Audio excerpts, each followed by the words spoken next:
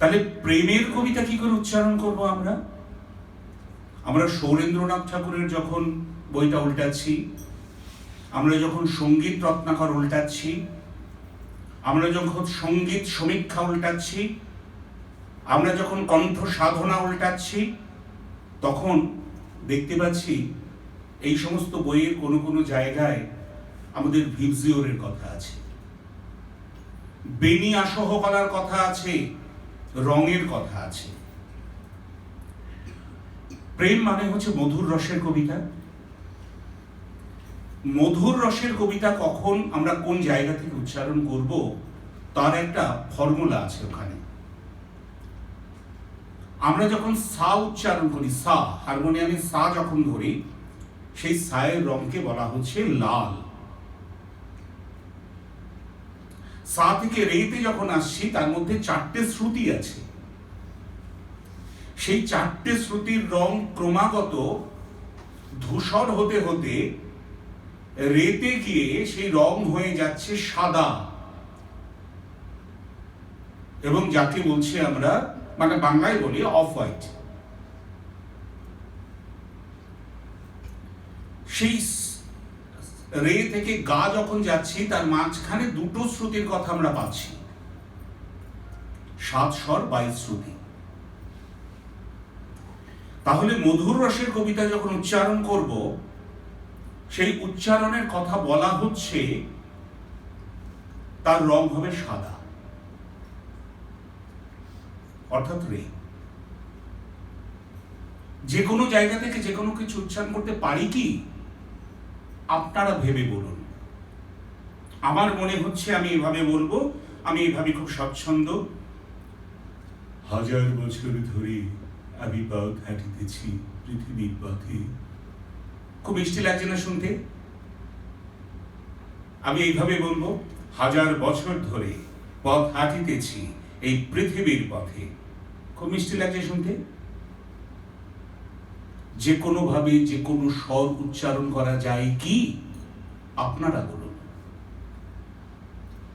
1000 বছর ধরে আমি পথ হাঁটিতেছি পৃথিবীর পথে, সিংহল সমুদ্র থেকে নিশীথের অন্ধকারে মালয় সাগরে অনেক ঘুরেছি আমি। আপনি বি ফ্ল্যাটের সা রেতে দেখুন, এই স্বর মিলে যাবে। তাই শুরুটা যদি আমরা রে থেকে উচ্চারণ করি, তাহলে সেটা হলো প্রেমের কবিতা, প্রেমের স্তবক। যদি এটা ধরে নিই, যদি আমরা নতুন করে কোনো অর্থ আবিষ্কার করতে পারি, সেই আবিষ্কৃত অর্থ অনুসারে যে রস হবে, সেই রসের এক একটা স্বর আছে, সেই স্বরে আমরা উচ্চারণ করব। তাহলে দ্বিতীয় স্বর, দ্বিতীয় যে স্তর আছে বা স্তবক আছে, চুলতার কবেকার অন্ধকার বিদিশার নিশা, এটাকে বলা হচ্ছে প্রকৃতি অংশ। এর মধ্যে জীবনানন্দ প্রকৃতিকে আবিষ্কার করেছেন বা প্রকৃতির বর্ণনা করেছেন। প্রকৃতির উচ্চারণ থেকে হয় অনাহত চক্র থেকে, গা থেকে। তার রং কি? সবুজ। আমরা যে ষঠচক্রের কথা জানি, সেই ষঠচক্রের 3য় চক্র হচ্ছে অনাহত চক্র। কোথায় থাকে? যেখানে ডাক্তারবাবু লাবডাব লাবডাব শোনেন, সেখান থেকে একটা সরাসরি যদি সরল রেখাটানি শেড দাঁড়ায়, শেড দ্বারার যে অংশে সেটা পৌঁছবে, সেটা হচ্ছে অনাহত চক্রের স্থান। আমাদের এই যে ডায়াফ্রাম, এই ডায়াফ্রামের পাশাপাশি কোনো একটা জায়গায়, এটা আমি শুনেছি, আমি ঠিক জানি না এই জায়গাগুলো, এটা আমি শুনেছি, এটা মুনি ঋষিরা বলেছেন, মৎস্যেন্দ্রনাথ বলছেন, গোরক্ষনাথ বলছেন, হঠযোগ প্রদীপিকায় এই শব্দগুলি বারে বারে আসছে, বাক্যপদীয়তে বারে বারে আসছে। কোত্থেকে আমরা স্বর উচ্চারণ করব? সেদিন রবীন্দ্রের সঙ্গে কথা হচ্ছিল সরোদয় পবন বিজয় গ্রন্থটা নিয়ে। সেই সরোদয় পবন বিজয় কি করে আমরা করব? শ্বাস প্রশ্বাস কোত্থেকে আসবে? আমাদের যে 10টা শ্বাসের ক্রিয়া আছে, তার মধ্যে প্রাণ, ব্যান, অপান, উদান, সমান, এই শ্বাসগুলো কোথায় কোথায় দেহের মধ্যে থাকে, এইগুলি আপনারা সবাই জানেন। মহাশ্বেতারা তো জানেই, কারণ ওরা আবার অঙ্ক করা লোক। ওরা অঙ্ক করে করে ওরা খুঁজে বার করে এই জায়গাটা কোথায় আছে, এবং সেইখান থেকে সেই শ্বাস বার করে ওরা কবিতাটা বলে। আমি মাঝে মাঝে চমকে চমকে উঠি, কি অসাধারণ ক্ষমতা এদের। তাই প্রকৃতির কবিতা যখন বলবো, সেটা জায়গা থেকে হচ্ছে গা। চুলতার কবেকার অন্ধকার বিদিশার নিশা। এখানে দেখুন ৮-১০ মহাভয়া রয়েছে, ১৮ মাত্রার কবিতা। মহাভয়ের উচ্চারণ বিলম্বিত লয়, তাই এইভাবেই আমরা উচ্চারণ করবো। নিজেদের পছন্দ মতো এটা ৪ মাত্রা বা ৬ মাত্রা বা ৮ মাত্রা করে উচ্চারণ করতে পারি না। তৃতীয় স্তবকে বলা হচ্ছে মৃত্যুর কথা। সমস্ত দিনের শেষে শিশিরের শব্দের মতন সন্ধ্যা আসে, ডানার রৌদ্রের গন্ধ মুছে ফেলেছি, পৃথিবীর সব রং নিভে গেলে পাণ্ডুলিপি করে আয়োজন। মৃত্যুর কথা। মৃত্যুর রং কি? জীবনানন্দ কি বলছেন? নীল মৃত্যু জাগর, বাঁকা চাঁদ শূন্য মাঠ শিশিরের খান।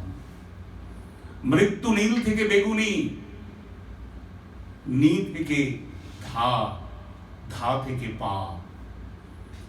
এই নী থেকে ধাতে আসছে নীল, বেগুনি, ধূসর বেগুনি, অর্থাৎ আস্তে আস্তে মৃত্যুর গভীরতাকে আমরা অনুভব করছি। সমস্ত দিনের শেষে শিশিরের শব্দের মতন সন্ধ্যা আসে। এই নিয়ের জায়গা থেকে যদি বলি, অর্থাৎ ডায়াফ্রামের নিচে চলে গেলাম আমরা, ওখান থেকে স্বর বেরোয় কি?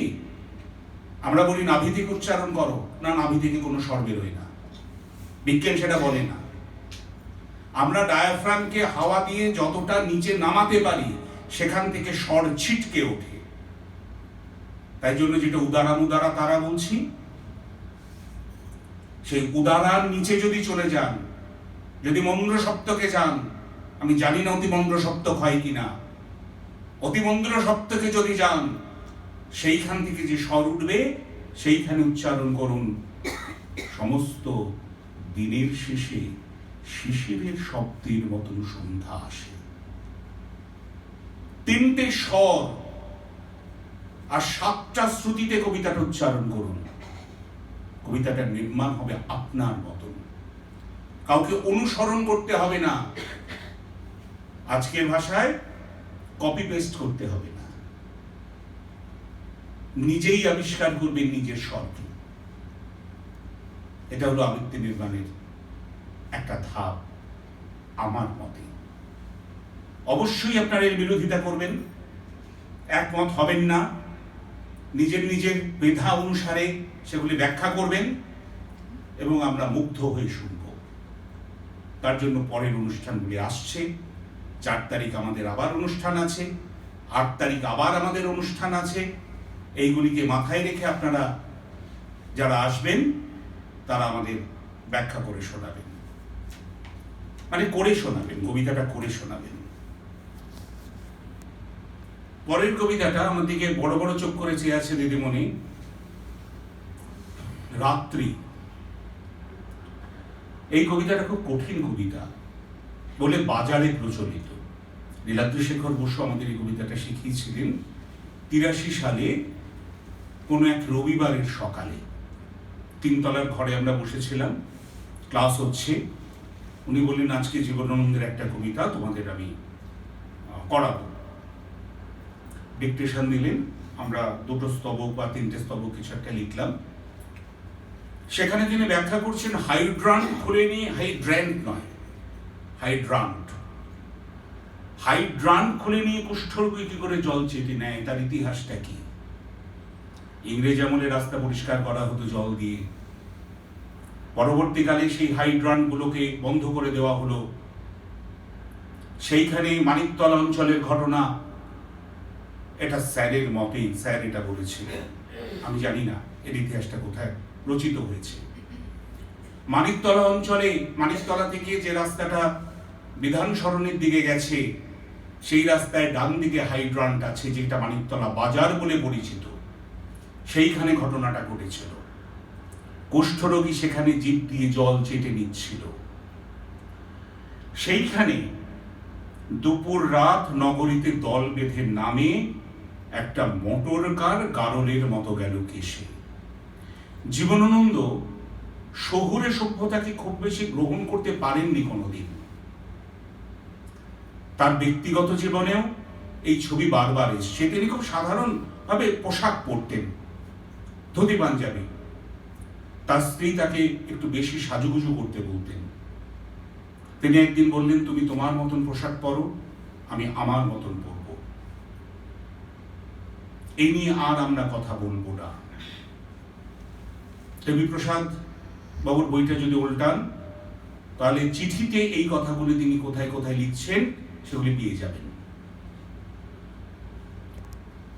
সেইখানে দাঁড়িয়ে আমরা জীবনানন্দকে দেখছি শহুরে জীবনকে একটা, আমরা যেমন গাড়ি ছাড়া যেতে পারি না, মেট্রোতে কি করে যাব, এরকম প্রশ্ন করে উনি মোটর কারকে পছন্দ করছেন না।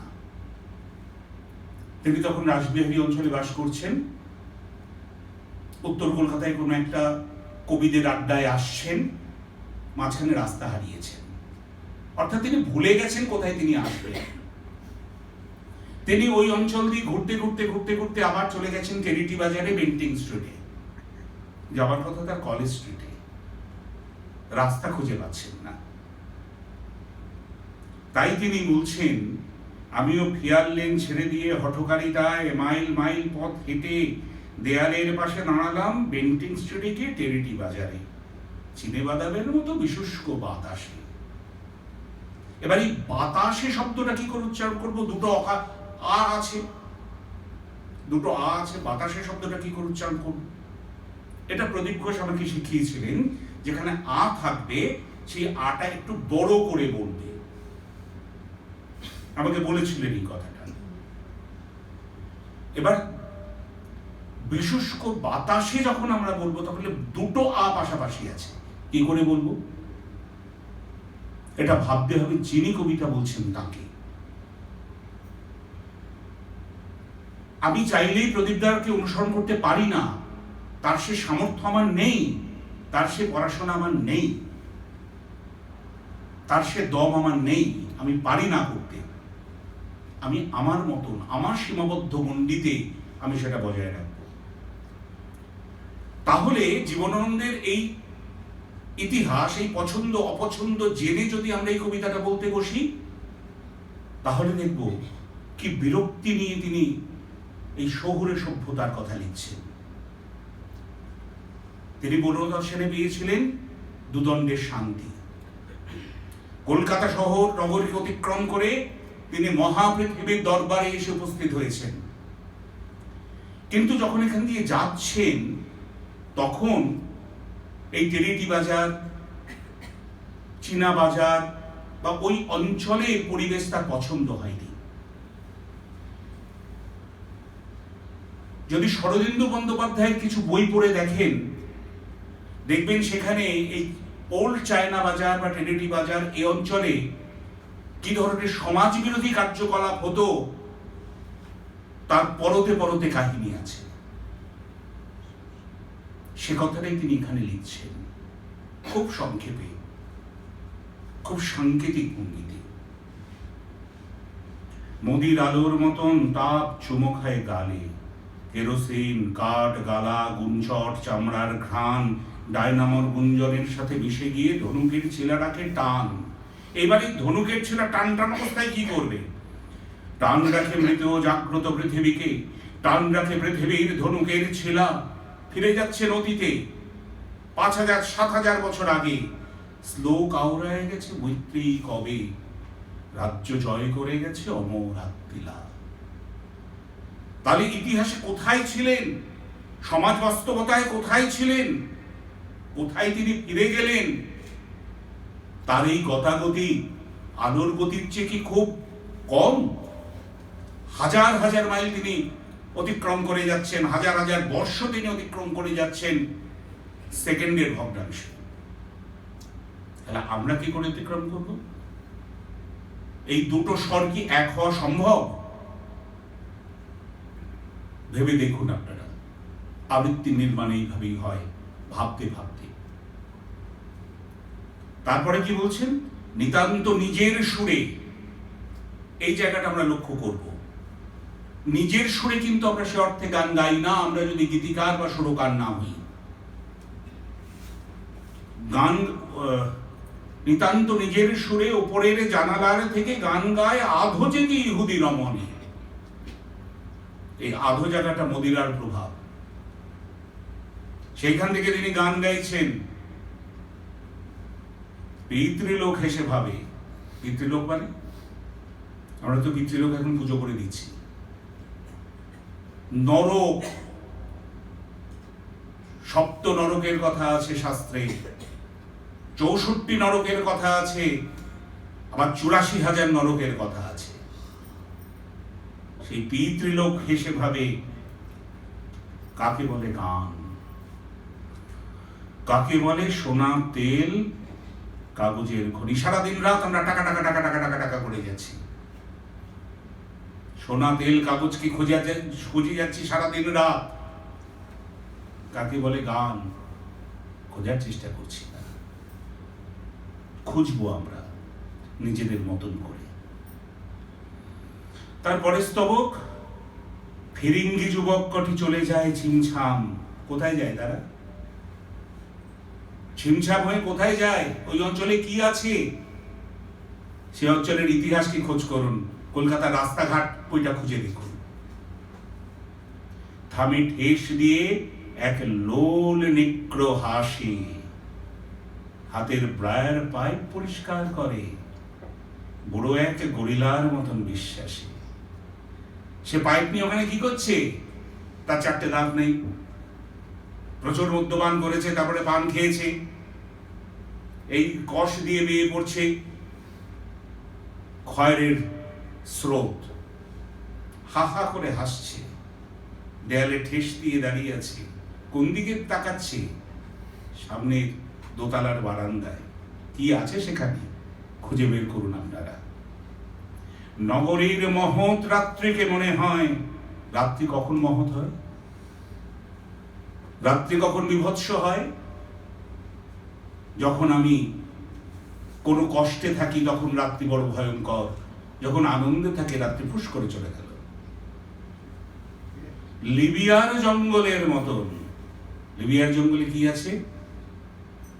আফ্রিকার ইতিহাস পড়ুন। হটেনটট বাহিনী কি করে সেটা খুঁজে দেখুন। তবু জন্তুগুলো আনুপূর্ব, অতি বৈতনিক। বস্তুত কাপড় পরে লজ্জাবশত। দেখুন তো কোনো ব্যাজস্তুতি আছে কিনা এই অংশে? ব্যাজস্তুতি থাকলে উচ্চারণ কোন জায়গা থেকে আসবে একটু খুঁজে দেখার চেষ্টা করে। ভোলানাথ ঘোষ একটু উল্টাই, পরেশনাথ ভট্টাচার্য একটু উল্টাই, একটু ছন্দ অলঙ্কারগুলি উল্টে দেখি, তারপরে কবিতাটা আমরা নিজেরাই নির্মাণ করতে পারবো। আমি বলে দিলাম, আরেকজন শিখে দিল, হবে না। ওভাবে আবৃত্তি শেখা যায় না। শেষ করি। আ মানে সম্যক, বৃত্ত মানে স্মৃতি থেকে বারে বারে উচ্চারণ, আর ই কোথায় গেল? ই মানে চেতনা বা চৈতন্য। তাহলে চেতনা বা চৈতন্য থেকে যে লেখা বারে বারে উচ্চারিত হবে সেই উচ্চারণই হচ্ছে আবৃত্তি। আমি কি চেতনা থেকে উচ্চারণ করলাম? একটাও করিনি। আমি একটা সময় চালু ছিল স্মৃতি থেকে বললেই আবৃত্তি, দেখে বললেই পাঠ। আমি স্মৃতি থেকে বলছি, দেখুন তো আবৃত্তি হচ্ছে কিনা। সম্মুখ সমরে পুরে বীরচরমণি বীরবাহু চলি যাবে গেলা যমপুরে অকালে, কহ হে দেবী অমৃত ভাসিনী কোন বীরবরে বরে সেনাপতি পদে পাঠাইলা রণে পুনঃ রক্ষ কোন নিধি রাঘবারে। স্মৃতি থেকে বলেছি, অতএব এটা আবৃত্তি হয়েছে। হবে না, হবে না। ওই জায়গা থেকে সরে আসতে হবে। আমাদের মহান শিক্ষকরা, মহান গুরুরা এরকম অনেক কথা বলে গেছেন।